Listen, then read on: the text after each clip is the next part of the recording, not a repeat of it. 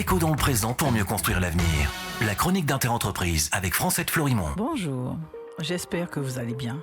Pendant longtemps, et jusqu'à récemment encore, nos députés à l'Assemblée nationale ont voté des lois qui ne nous concernaient pas, parce que non étendues, c'est-à-dire non applicables aux Outre-mer. Il y en a eu une récemment encore, le leasing social, prévu dans la loi de finances pour 2025, prolongé en 2026. Ce dispositif n'est pas applicable aux Antilles et en Guyane.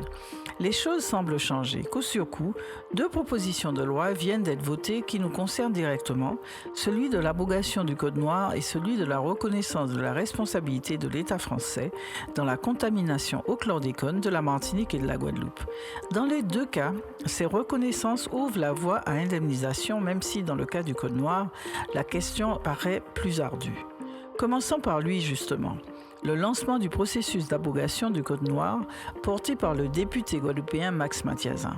Le 28 mai à 13h40 très exactement, 254 députés présents ou représentés ont voté à l'unanimité la proposition de loi lançant le processus d'abrogation du Code noir et la recherche de tous les textes ou dispositions qui en découlent et qui seraient encore applicables aujourd'hui.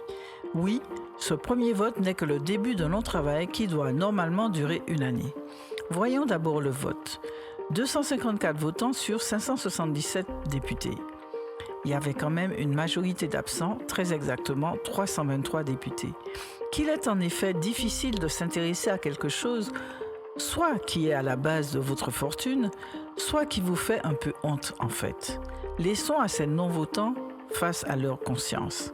Ce qui est en revanche intéressant, c'est que les 254 votants se situent dans tous les partis présents à l'Assemblée nationale. C'est encourageant car il faudra tout le monde pour le vote final si on veut que cela change vraiment. On continue demain avec le détail de ce que contient ce vote. Prenez soin de vous. Déco dans le présent pour mieux construire l'avenir. La chronique d'Interentreprise avec Francette Florimond.